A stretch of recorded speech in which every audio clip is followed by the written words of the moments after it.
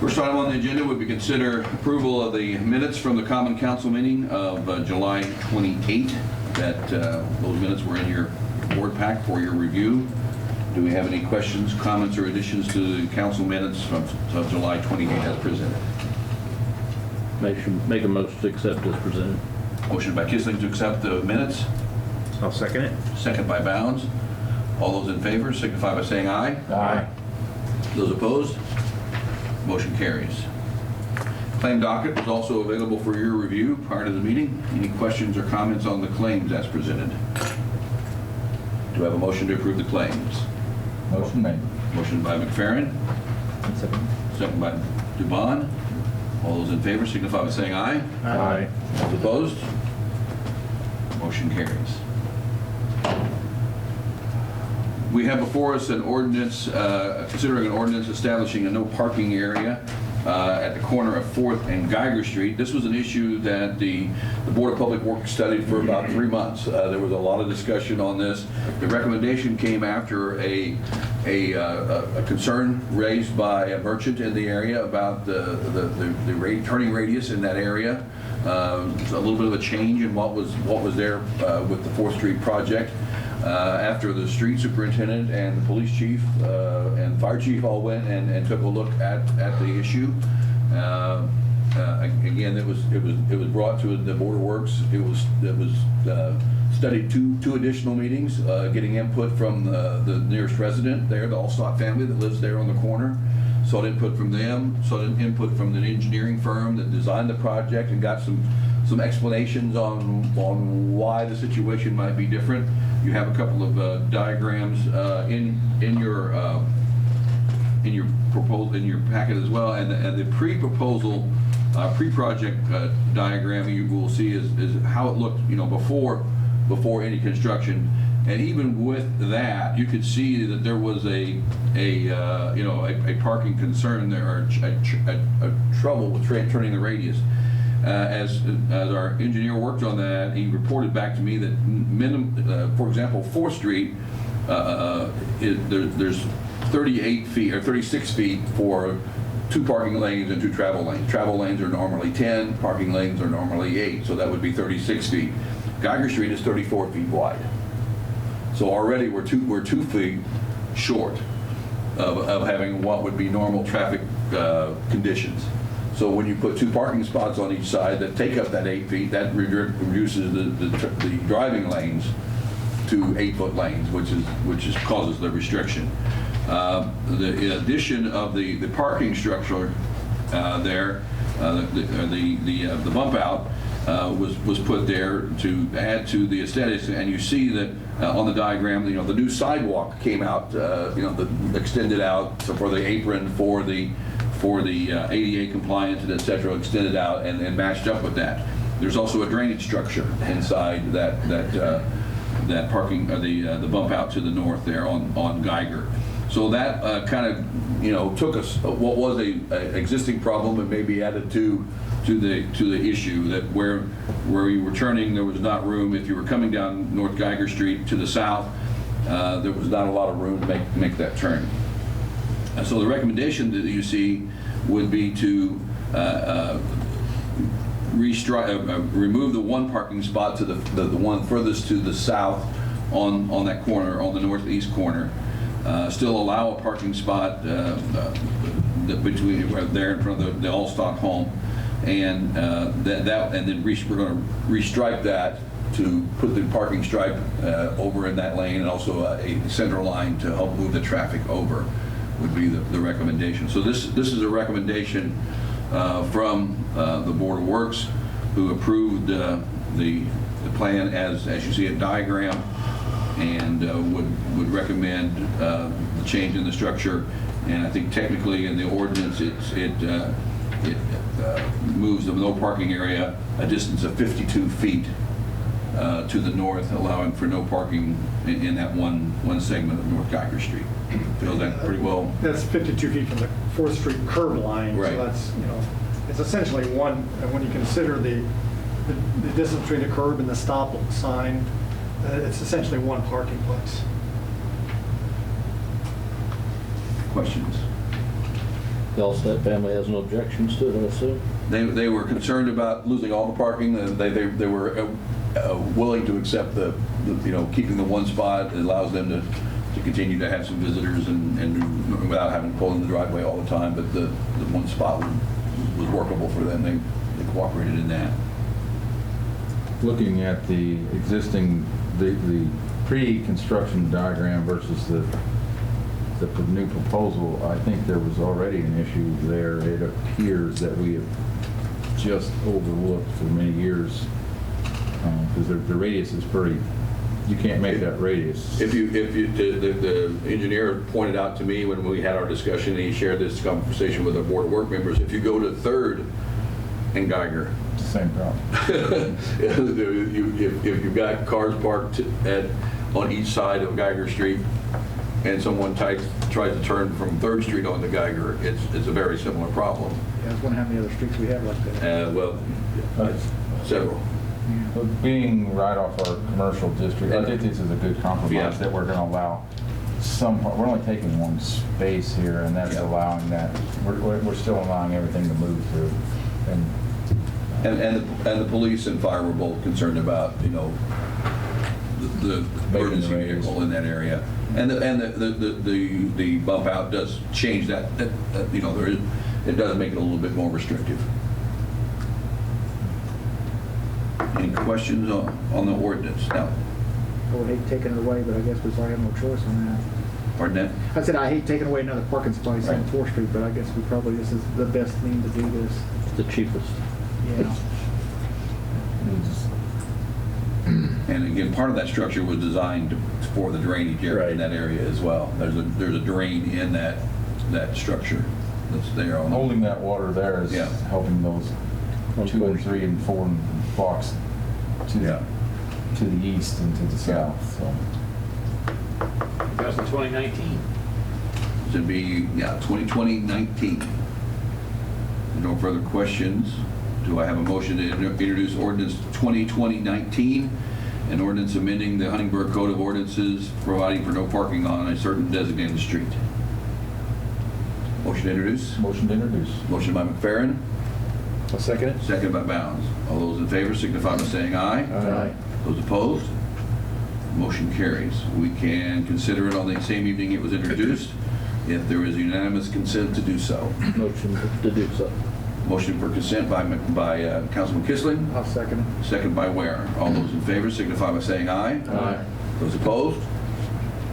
Motion carries. There is unanimous consent, so we can consider ordinance 2020-19 for adoption. It's an ordinance amending the Huntingburg Code of Ordinance on no parking on portions of designated streets. So I have a motion for adoption of 2020-19. Motion to adopt. Motion by McFerrin, seconded by Dubon. All those in favor signify by saying aye. Aye. Those opposed? Mr. Dipple? Duvon. Aye. Kissling. Aye. McFerrin. Aye. Ware. Aye. Bounds. Aye. 5 ayes. 2020-19 is hereby adopted. Next up, we have a discussion on the Huntingburg Emergency Loan Plan. If you remember, in April, the executive order was signed by the governor and by the mayor to set up some emergency procedures, emergency conditions in the state of Indiana and in the city. The following week, on the 14th at our council meeting, the council approved an expenditure of $100,000 from both the from the Huntingburg revolving loan plan and from the edit funds to establish the Huntingburg Emergency Loan Program, and applications were opened on that date. 2 weeks later, the applications were due, and then on May 7th, the Revolving Loan Fund Committee approved funding for the list that you see there. A number of businesses in our community were assisted by that. We had looked at to hold off some and come back with a second round of funding rather than do one right away. I think the intent was, let's see where we are, and now there may have been businesses in this last 2 months that now are maybe didn't have that same impact earlier. They're maybe feeling that impact now. So it would be the recommendation from the loan committee and from me to open up round two. We have $52,500 remaining in the account at this time. Rachel Steckler, working with Tom Dipple, has come up with a timeline, and we would open up applications, if approved, on August 17th. Applications would be due by September 3rd, and then recipients of round two would be announced on September 14th. If you remember, the amounts you saw ranged from $2,500 to $5,000. It's a short term, it's a 3-year term, is that correct, Tom? Yeah. It's a 3-year term at 1.5. 1.5%. So it would be, I would seek council approval to advertise for the second round of the Huntingburg Emergency Loan Program funds. Do you know, have there been people inquiring about it? Yes. And did everyone that had applied in the first round get considered, or did we cut that off? I believe everyone who applied in the first round, Tom, that were qualified received some funding. There's I think it was qualifications. going to cut it down, but I think we went ahead and did all of them over the 50. Right. Okay. Or I think we were looking at 10. I think we had applications, and then 2 of them didn't come back. Right. So the second round would be under the same qualification guidelines as the first? Same application process, same guidelines, based on, being a Huntingburg-based business. There would be a questionnaire out online. It was a very pretty simple form. Once all of them are reviewed, then they come in and were reviewed by the revolving loan committee, and they did a great job. And again, I think there were a couple of the first round that didn't qualify for geographic reasons. They were just outside the city. But since then, also, Jeff, we've had some inquiries from businesses who did not apply the first time, who are now, situations have changed for them as this is prolonged. And I think there would be, certainly an opportunity to help some more of our businesses in this situation. I think you can see from the list there was a variety, a good variety of types of businesses. I mean, there were a lot of downtown merchants, but there were also businesses not in the downtown that also were affected by this, and personal services such as barber shops and personal items so there were a good variety of businesses that were assisted by this program in April. An existing loan or existing participant in the first round, would they be allowed to apply again? I believe so. I think we've talked about that, but probably in the scoring, depending on the funds, they would probably most likely move to the later part of the list. We wanted to help new applicants first. So it kind of depend on how many applications. How many applications and amount of funds. Okay. Certainly would not remove them from consideration, but certainly not be at the top of the list. Right? I think trying to affect as many business owners as we can. If we use up the 52,500, what happens then? Is that just it, or we come back and discuss more? That would be the remainder of what we have allocated at this time. But the revolving loan fund. That would be it for the revolving loan. Yeah. Okay. There wouldn't be any available for anybody else. Until we start getting Until money. the others were. Until we start getting money back in. Okay. I'm sorry, I should remember this, but when do they have to begin making payments back? It's generally a month. The interest-free, or the 3-month from the executive order has already passed. We hasn't redone it. Now it's just a 1.5%. Yeah. 3-year loan. Would this new round also have the 3-month or 90-day period? No. That period's already passed unless it does it again. Right. Okay. It's cheap money though. Yeah. Yeah. Yeah, I think it's a great program for people in town to be able to access when they need it. So I'll make a motion to move forward with this. Okay. We have a motion by Councilman Bounds to approve the second round of the Huntingburg Emergency Loan Program. Have a second. I'll second it. Second by Ware. All those in favor signify by saying aye. Aye. Those opposed? Motion carries. Thank you, gentlemen. We'll begin the advertising process. As was a bit of our discussion before we started tonight, tomorrow was originally set as a date for budget review. This is a different year than any other year. So while we're getting all the data in, we're still reviewing where we are with some of our incomes and et cetera. And while we could have presented something for your review tomorrow, I think it's better for us to, for Tom to give it a little bit more time. I just think it's better to analyze it a little more. Right. We don't have to rush. We got time to do this, so. Agreed. I think we need to take again, this is a much different budget than the process that we've been through before. So with that, I think the conversation was a suggestion of August 21, which would be a Friday. And we would have, I think we had a previous schedule of 9 a.m. and 1 p.m. And we will review each superintendent's before the council at those times. If those are, is that August 21, does that still look like a possibility? Fine with me. Clear for me. I'm good. Okay, I would need a motion then to establish a special meeting of the Huntingburg Common Council at 9 a.m. on August 21 and also at 1 p.m. on August 21. I'll make that motion. Motion by Kissling, A second. second by McFerrin. All those in favor signify by saying aye. Aye. Those opposed? Motion carries. Next up, we have Water Superintendent Meyerholz with a special appearance today. Good evening. Good evening. We had our sodium hypochlorite generator burn a cell out, and I'll explain what a sodium hypochlorite generator is. In your board pack, you should have a picture that looks about like that. That's a cabinet that actually produces our disinfectant. You're either going to use chlorine, ammonia, or something like sodium hypochlorite to disinfect your water. We chose sodium hypochlorite because you don't have to have an emergency response plan should you ever have a leak, like you would in chlorine. Plus, it's cheaper than anything else that we can disinfect our water with.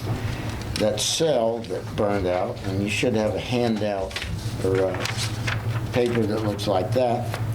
We have an estimate or a quote for replacing that cell or to buy that cell. And in order to buy that cell, it's $27,480. So I got curious and I was wondering what the entire package would cost. And you should have a paper that looks like that.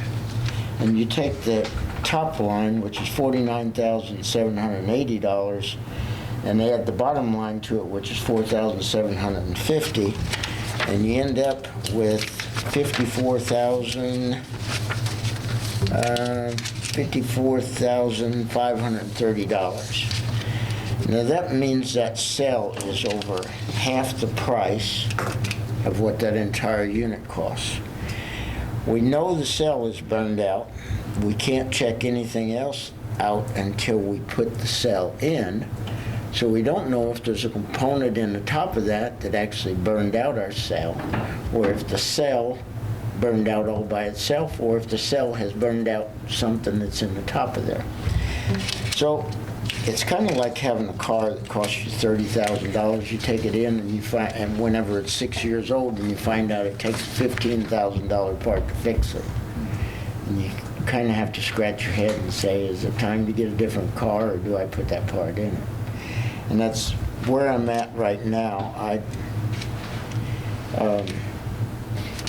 We have a little bit of contingency money in our plant upgrade.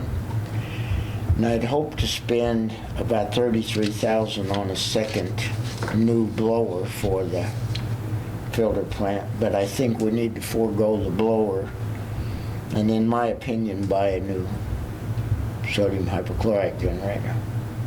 I can't see spending that kind of money or in order to repair something that's already 6 years old. We bought that in 2014. Has We've it been trouble running. free? Huh? Has it been trouble free? No, this we've one? had to replace a few coil packs and things like that, and nothing like this. What do you think the life expectancy is on one of these then? Well, whenever they put that, we started off with Chlorotec, which did the same thing, and we had a maintenance list of things that we were supposed to do to that, and we got from, we put it, started running it in 2002, and it ran until 2014 because we had that maintenance list. Whenever we put the Chlorotec or the Myox machine in, we were led to believe that it was pretty well maintenance free. Well, then after it burned out, they said, have you been acid washing your cell pack? No, we haven't. Have you been doing this? No, we haven't. Because we didn't know it was supposed to be done. They said 6 years is very short lifespan for that cell. It should have lasted longer than that. But the reason it didn't is because we haven't been acid washing because we didn't know we were supposed to acid wash. And they said as hard as we've been running extremely hard. There's times it'll run for 2 or 3 days and never shut off. And they said that has contributed a lot to the failure of this. Well, if the cell is ready to go, what else is ready to go in that cabinet? So like I said, in my opinion, I would, with your permission, I'm going to present Friday. We have progress meeting that we forget about the blower and we take that money and put it into this Myox machine. I'm in agreement as far as your logic, but my question is, with the plant upgrade. There will be 2 of these. Okay. They're putting one new Never mind. one in right now. As I expected, Gary, you've already answered my question. We, there will be another one just like this sitting right beside it. That way it'll be easier to drop one out and do the maintenance on it. But we need to know what that maintenance is. I mean, if you're led to believe that something is maintenance free, you don't worry about it. Yeah. Well, all of a sudden it's not maintenance free, but it's after it's too late to do the maintenance on it. So what I thought we'd do with the old one is store it, and as parts burn out, because they're identical to what we've got, except for the controller. It'll have an upgraded controller in it. But the rest of the parts will be interchangeable, so if we take that and put it back and something burns out, we can go over to that cabinet and we'll end up getting our use out of that, the extra parts.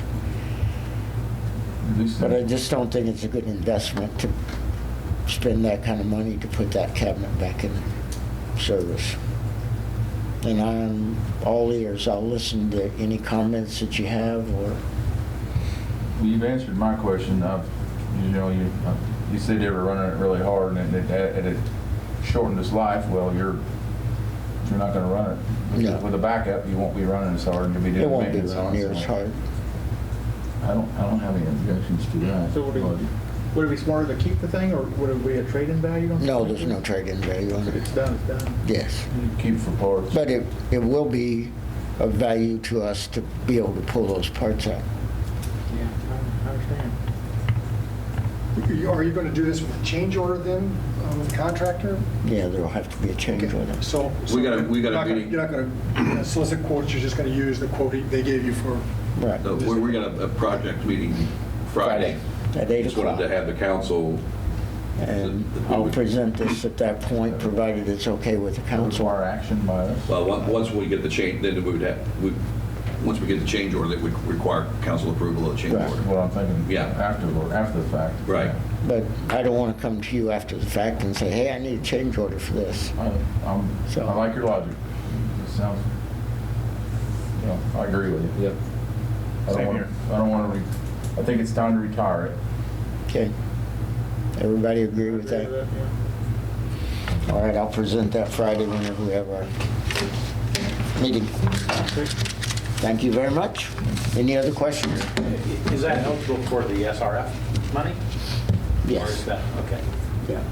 We thought about putting a second one in, but the budget is so tight on that project that, so I didn't think you had said that to me. I'd rather buy it that way than pull 27,000 out of our, plus the install fee. Okay. All right?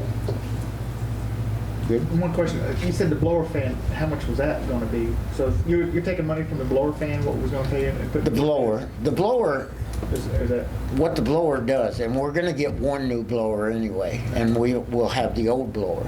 okay. I was just wanting, I would like to have 2 new blowers, but what the blower does is force air backward through our filter. Oh, okay. That's not required. We'll still be able to do that.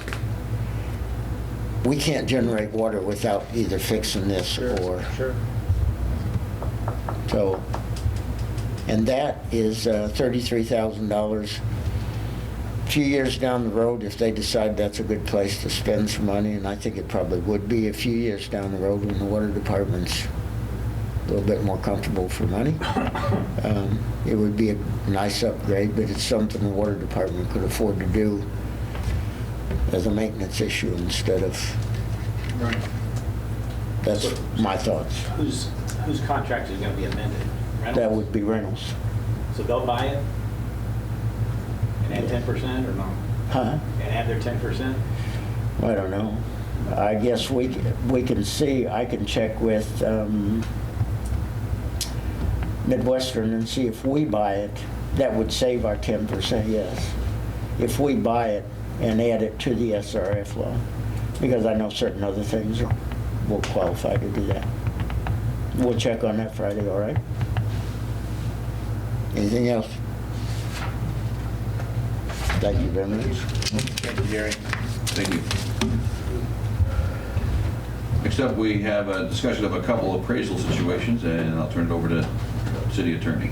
Yeah, you probably recall that the city's applied to Okra for a community development block grant to eliminate the blighted property. It's commonly known as Dairyland on Main Street. That program has been put on pause as a result of finance issues with the COVID. But it's anticipated that that will be refunded or again funded next year or the following year. One of the things that we have to do in connection with that program, if we want to keep moving forward with it, is we have to eventually acquire that property, and the grant monies would be eligible to use to acquire the property. In talking with Region 15, they indicated that we should continue to move forward with negotiations and an option to acquire that property. In order to acquire property, cities and towns are required to retain 2 appraisers and have the property appraised. And once we have an appraised value, then we can negotiate based on those appraisals for an option. We'd like to get an option, I believe 18 months to 2 years. And the landowner seems to be willing to discuss that. But the first step is to get 2 appraisals. And so you have a resolution that would declare an interest in acquiring property and authorizing the mayor to retain the services of 2 appraisers for the purposes of establishing fair value of that property. A lot of the preliminary work to prepare, if the funding had been there, we would have been probably in the application process at this time. But with the COVID, some state funds were redirected, and they eliminated the funding for the program. But the work to lead us to this point has been completed and has been done. We do have good documents from them that allow us to enter into an option, and we want to be ready if the funding is available again. We feel that we should be ready to make that move. As the appraisals would be good for the amount of time that we need, and the option would be available and held for 2 years, so that any time that funding becomes available, then we would be able to move with that program very quickly. Where's the funding for the appraisals? What account would pull that? It would come from the council for their appraisals, but it would be a reimbursable amount should we get the grant. Can the appraisals that we did at Market Street, is that a good guide to what we're going to pay for 2 appraisals on this property too? It could be, I don't know. Probably not. We mean with the litigation appraisals? Yeah. Yeah. Probably that's a little bit overstated because they anticipate having to be witnesses in a defamation trial. Defend their claim. Yeah. Yeah, I would be surprised if it would be that high. This doesn't, that was my, it doesn't determine it doesn't determine a cost or a cap in any way by doing this, but we don't anticipate this to be Yeah. more than a few $1,000s. Even if we did pay what, it would be $5,000 if we paid what we paid for the condemnation appraisals. Right. I don't anticipate it's going to be that high. I don't either. I just, What if the appraisals come back and it's gonna be higher than what the whole funding that they told us we can have? Then we go from there, right? I mean, by the cleanup and by what the state's gonna give us, you know what I mean? The cost itself of the property, Yeah. it shouldn't be, And the cleanup cost and all that stuff, all that combined into, the actual property acquisition is a small portion of the overall project cost. my other final question is, how long is the appraisal good versus the grant money? Will that hold sound for 2 years or something? It's my understanding that, according to Lisa at Region 15, if we have an option, an agreed price that's established by appraisal, they will accept that. Okay. And so if they hold the price good for 2 years, Okra's going to be okay with that as well. And that's what I've been led to believe by. Right. I think this is step one. If we don't do that, we can't do anything without this, from what I'm understanding. Right. I don't have any qualms about it. As long as it, like you said, the way Lisa says, I think it will hold water, so, you know. If this allows us to enter into a term for an option, the option is good for how long, Whatever the option whatever is. the option term it'd be is. good starting point, negotiation with the Yeah. owner. Yeah. Right. Start there. You need approval for that then? Then we'd have a resolution, that would be resolution 2020. 2020. 2020. And this would be a resolution of the Common Council determining interest in the purchase of real estate. I'll make a motion to approve. Motion by Ware, second by McFerrin. All those in favor signify by saying aye. Aye. Those opposed? Resolution 2020-20 is hereby adopted. Then you have another resolution there concerning lots at 14th Street and 14th and Main at that intersection, 14th and Main Street on the southwest corner. Developer has approached the city indicating an interest in doing a commercial development on that lot. As you may recall, that property is included in the Main Street Economic Development Area.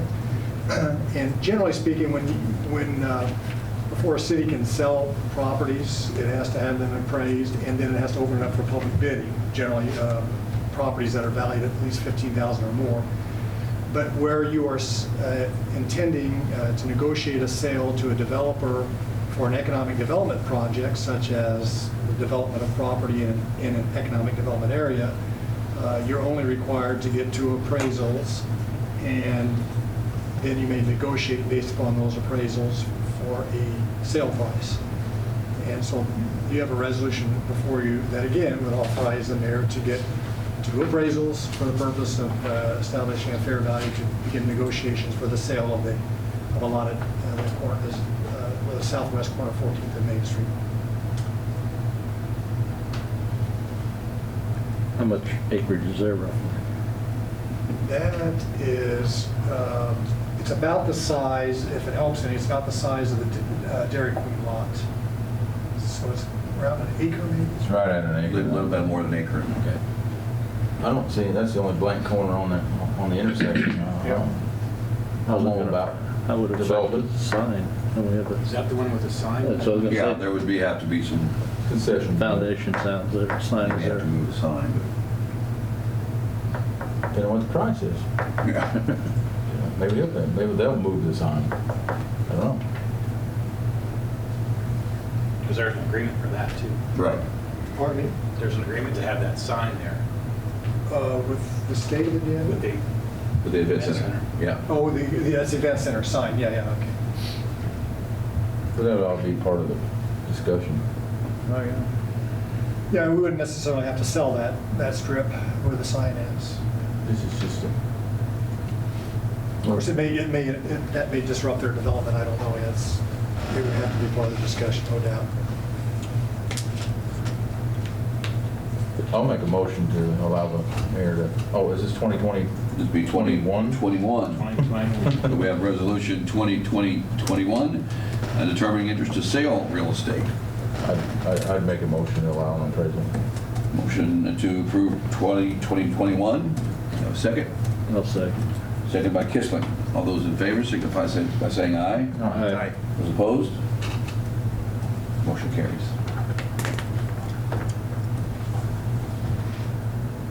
As you are aware of, the governor's order for shut-offs of delinquent utility accounts is due to expire on August, or yes, on the 14th, I believe is the end of that. We have had some discussion internally on how to proceed, and Tom has prepared a couple documents for your discussion on how to proceed once the moratorium is passed. Tom? Yeah, really, the biggie is currently we do a 3-month deal agreement, and we're going to look at having the second one, but other regulated utilities have to give people, are required to give people 6 months. So that's kind of where we are right now. How you want to structure a shut-off repayment of, or just a delinquent, how long do you want to give people to pay that back? How would it work with, if they already have a deal agreement going now? Do you add it on top or just extend Well, it? How would? that's up to you, but my thought was we would give them another deal agreement. If they call it COVID, you could call it a COVID deal agreement. Roll it all in, probably roll it all into the COVID Yeah. agreement. So currently, if someone is delinquent and they're facing shut-off, and they demonstrate a financial hardship, they can come in and make a down payment toward their delinquencies and sign an agreement where they agree to stay current on all their bills going forward and to set up their delinquent amount onto monthly payment to be paid out over 3 months. And by doing that, they avoid shut-off. Now, if they violate that agreement, then they're subject to shut off, and they're not eligible for another agreement for another 12 months. So if they have their utilities shut off and they go to another address and somehow get service, they're not eligible for any more deal agreements.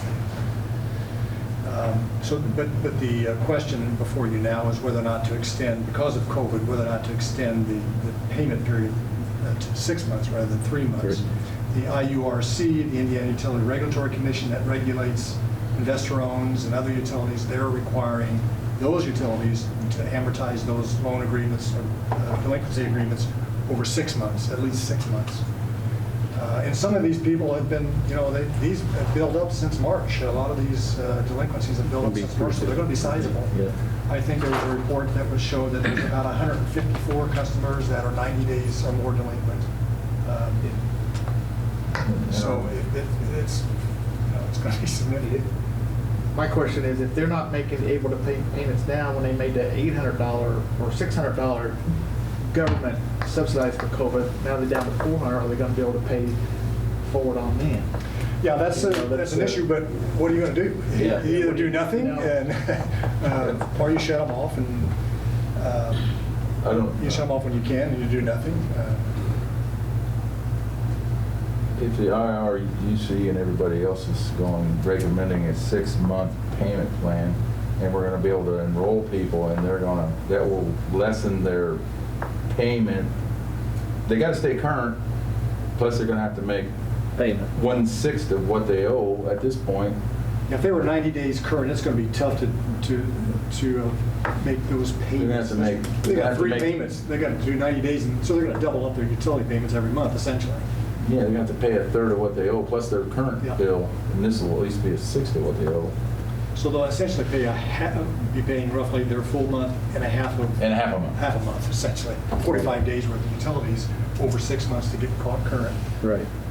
Now, if they breach that agreement, then Then the they're deal's out. off and they're disconnected and we pursue collection. Does anybody know if TRICAP had any phone calls to get help from them? I don't know, and that program, as I understand, has Is it over? stopped, yeah. Yeah, and that's, But it was available. I don't know if it was used or not.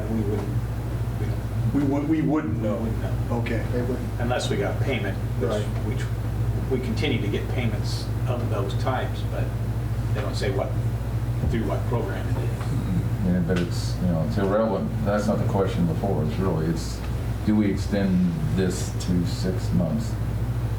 And the shut-off period is, a couple other questions, is the 14th. August? August 14th is when Proposed. Is when it expires, is when the waiver expires. Does everything become due then, or do we wait to do it by zone when they're billed? Because that'd be a week difference every time, correct? Right. So we would go through one cycle. That would add 30 days, Could, up to almost 30 days. depending on what zone you're in. So you're saying you could, on the 14th, send out disconnect notices to everybody who is. Everybody's delinquent. Now, the other question is, the past due notices that people have been getting, continually getting, does have a disconnect notice. This particular example is 8/19. Do we have, if we're saying it was on the 14th, do we wait? Can we actually disconnect them?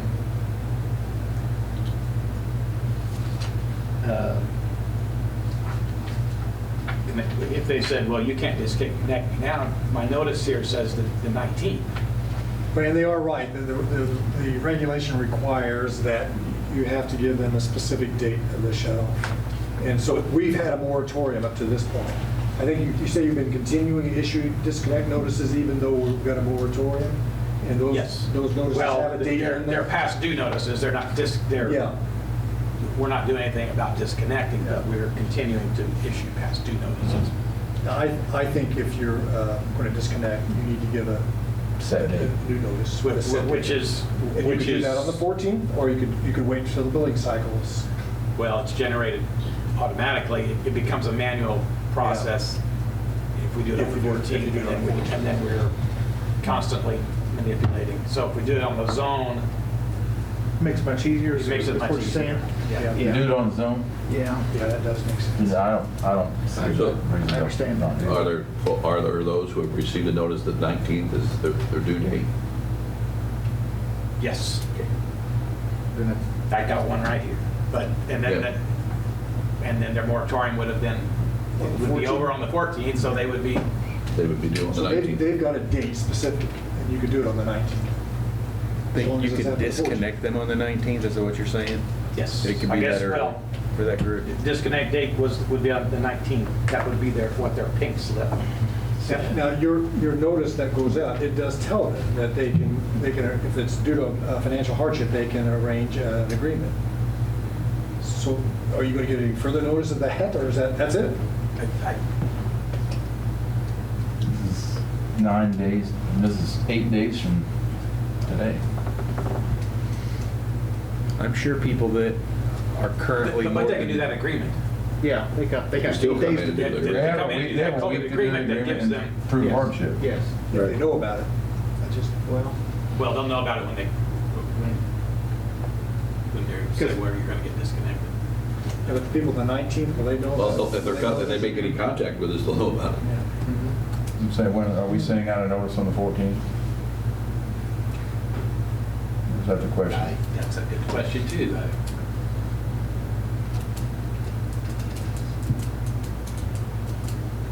I think would that- say maybe we do. I would assume that you would have to give them notice on the 14th. Yep. Even if they've been served. Wouldn't you? I mean, I would I think think you'd it's have only to. fair. I think it's fair to, here it is, and this is what's gonna happen, but here's an option. Yes. We should give them the option. And then we can make the option a 6-month payment plan with these rules, these contingencies, keep current, whatever. These people have already gotten their past due notices. Have you been, this is It would have to be a irrelevant, but have you been special approached by letter. any of these people? Have you been approached by a lot of these customers that, or is No. it, I assume since they know there's a moratorium, they're just basically ignored it at this point? That's correct. We might get- I get it. But that a lot of them have been called and said, pay what you can. And some of them have. Not the majority, but some have. If there are those who have a cutoff date of the 19th, are there those who have received notice that they will be disconnected on the 26th as well? I mean, if you go a week Yeah. out. Yeah, so there are notices already out. It's going to be. Yes, Yeah, there already are. It's already in the notices out. cycle. Yeah, It's the already in the cycles are cycle. happening. I would have to believe that people that are late, that haven't been paying their bill, are keeping their eye on the news.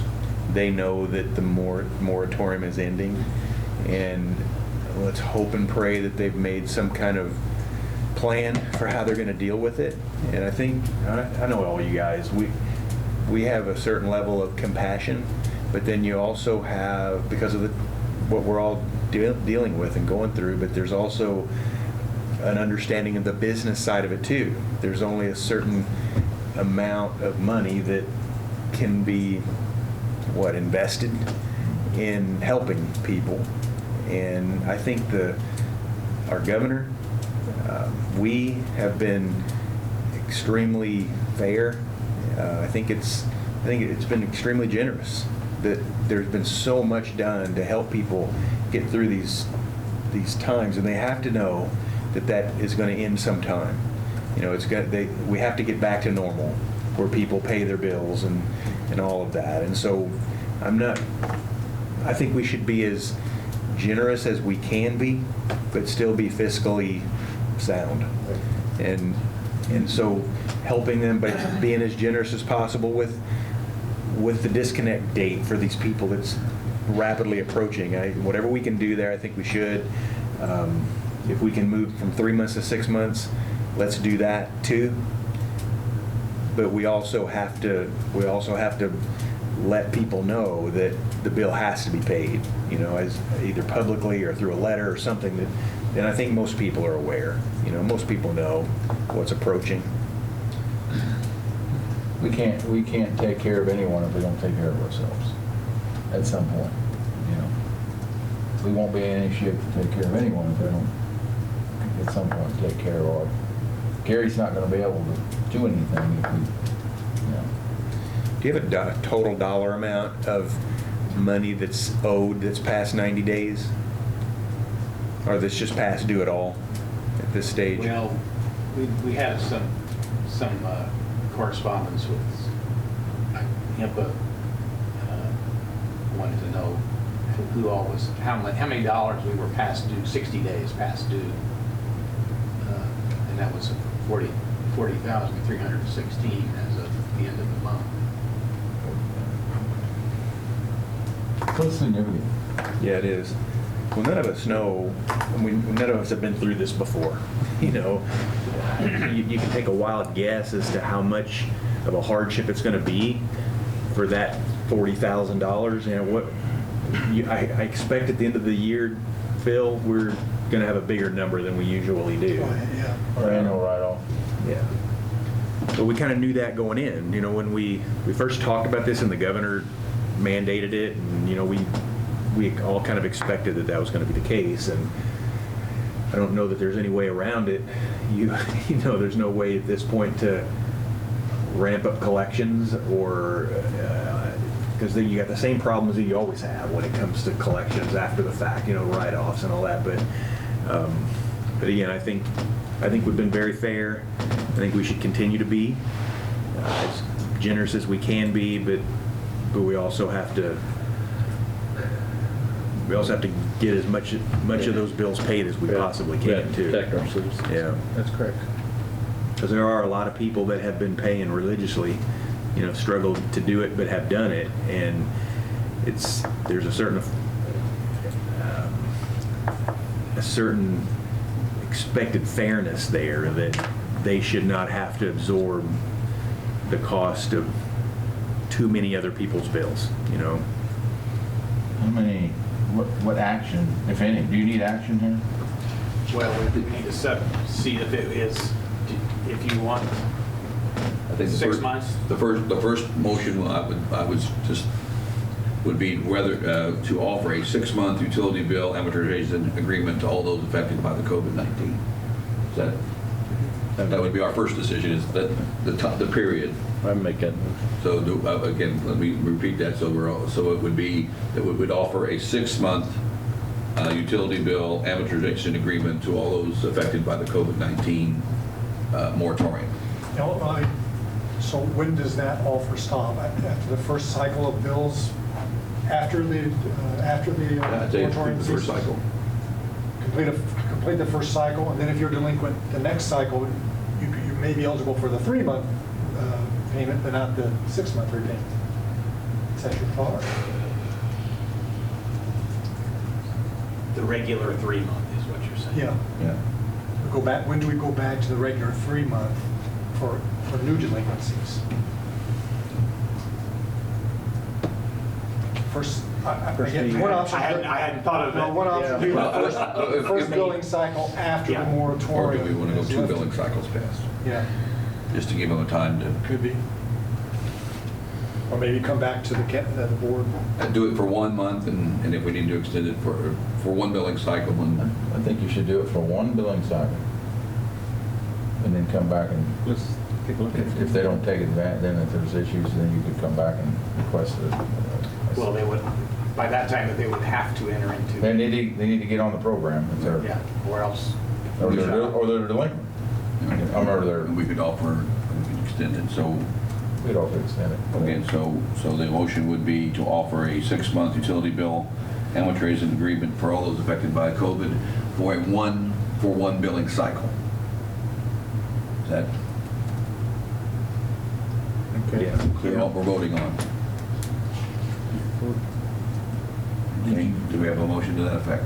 I'll make that motion. Motion by Ware, I'll second it. second by McFerrin. All those in favor signify by saying aye. Aye. Those opposed? Motion carries. Second part of this would be then for the, those who are coming delinquent, I don't know if we need a motion, but would we have a recommendation to notification to all customers of the terms of these agreements? How would you want to notify those who are coming due? I would say those people that are affected, that, well, I have those 3 cycles. Right. 4 cycles, and some people have paid, some people haven't. We do have those names so that we can get a letter out to them. So all those who are now listed as delinquent would be notified. Yes. That, Sound right? Yeah, the notification that the moratorium ends effective August 14. As an option, you may negotiate a repayment plan over 6 months, but you must come to the city office to do so. so we would notify all delinquent accounts of the end of the moratorium and of the amortization agreement that's available through what was just agreed upon. Yeah. Need that in the form of a motion, I think, just a, I mean, for the record. I'm just going to do it. Yeah. I mean, we can. Phil, do we need a motion or just? I'll put it on the record, I'll put it on the... Okay. Okay. So you understand the motion? All delinquent accounts will be notified of the delinquency at the end of the moratorium and of the amortization agreement that is available. Motion made. Motion by McFerrin, Second. seconded by Kissling. All those in favor, signify by saying aye. Aye. Those opposed? Mayor, do you get a sense in talking to other people around the state that there's any chance, or good chance, or very little chance of the governor extending this by, again? I think that the sense is that the more, they had to come to, as much as the discussion here, it had to come to an end sometime. Yeah. I think that the governor has been very gracious in continuing to extend it, but it does have to come to an end at some time. And I would be, unless none of us know what the next 3 months hold, Yeah, right. but unless there would be a tremendous backslide again, and industry and business would be affected, I think that, certainly one would be could be considered again, but for the short term, I think it's consistent with the back on track plan as the phases roll out. We're still at 4.5 through the end of the month. I don't think there would be a change in that for the foreseeable future, with the hope of going to 5. So, yeah. Sorry, but were these all residential customers, or were there any commercial customers in there? I think they were all residential. Okay. We did it earlier on. We had a couple of commercials, but they paid. Would you say majority of them are rentals?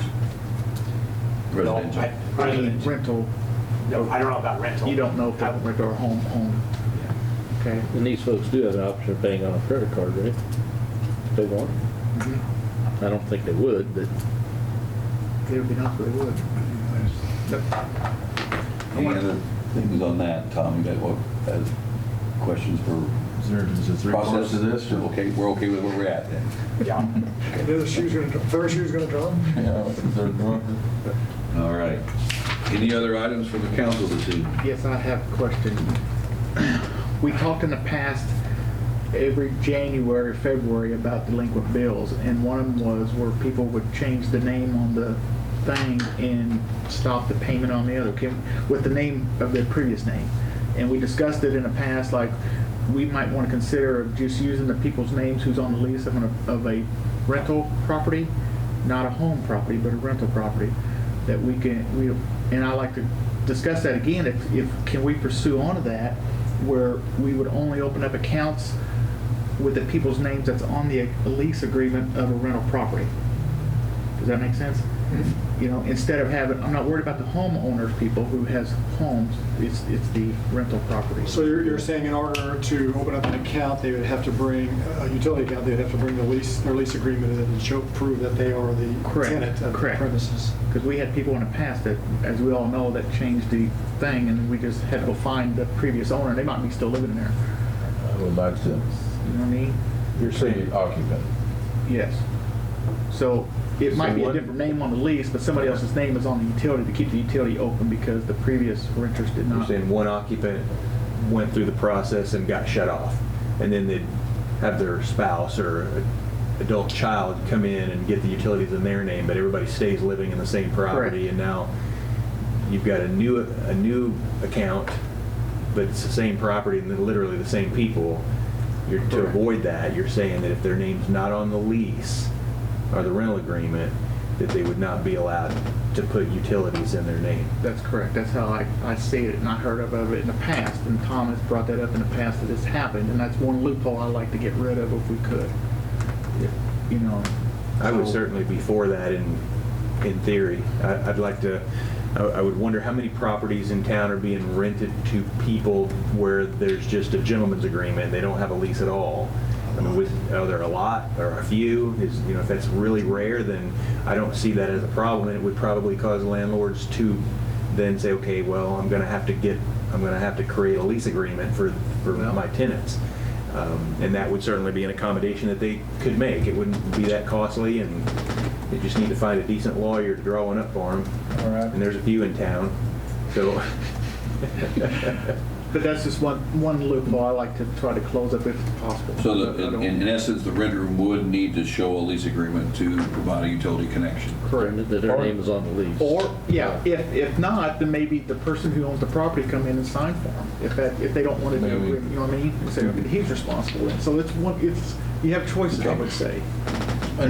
In other local cities, the landlord is given a form by the city, and the form is given, the landlord gives the form to the tenant to fill out and take to the city office, and the city office provides a copy back to the landlord. Do we use a similar form in triplicate? Some of the neighboring cities have a form, and I could provide you one, Tom, how it works, and then the owner of the property must sign it also, stating this is the person that's renting, this is the agreement, and I could provide you. That's what you're talking about. Right, Yeah. that's exactly what we're talking about. I'll provide you one of what I've seen, and it also it gives some insurance to the property owner that the utilities have been turned on in their name, so the tenants don't live on your account for a while before they take over. Right. If you get what I'm saying, they don't use your gas and electricity and everything. You don't give them the keys until they have a proper utility form sent back to them from the city office. And it's a pretty simple process. Could you refresh my memory? Do we give a landlord a notice that the renter is behind? No. We don't? Okay. Well, we do on sewer. They have to within 60 days, I think. If they request it. Well, that's true, they do have to request it. yeah. It's not not automatic, provided yeah. automatically. Yeah. Okay. And I think most landlords would want to know if their tenants are delinquent on utilities, and this would be good, if they could check a box, please Yeah. notify me. I mean, that might be another step that the utility office has to go through. It's all on the sign-up form, but it'd be simple. I mean, Well, but it's the follow-up and actually giving the notice to the landlord that they're delinquent. Well, that's true, It's- too, yeah. But that could all be automated at the application process where it's, this is what I want. So, And he thought it would reduce the amount of delinquencies. I think it's a smart thing to do. And if the practice is being it puts in place in other utilities. the burden on the landlord more than it puts the burden on the utility company. The utility office doesn't have to do that much really here. I mean, they have to provide the form, but the form is very simple. But it makes the landlord jump the hoop. You have to provide it to the tenant. And the tenant has to Would take that it. require something, So, yeah, do we have to? resolution Yeah, we'd ordinance? have to Yeah. amend our ordinance on security deposits and customer accounts, but Yeah, I don't think that'd be complex by any means. yeah, it would be difficult. Very good. Good bringing that up. I've been thinking about that for a long time. Anyway, that's one thing.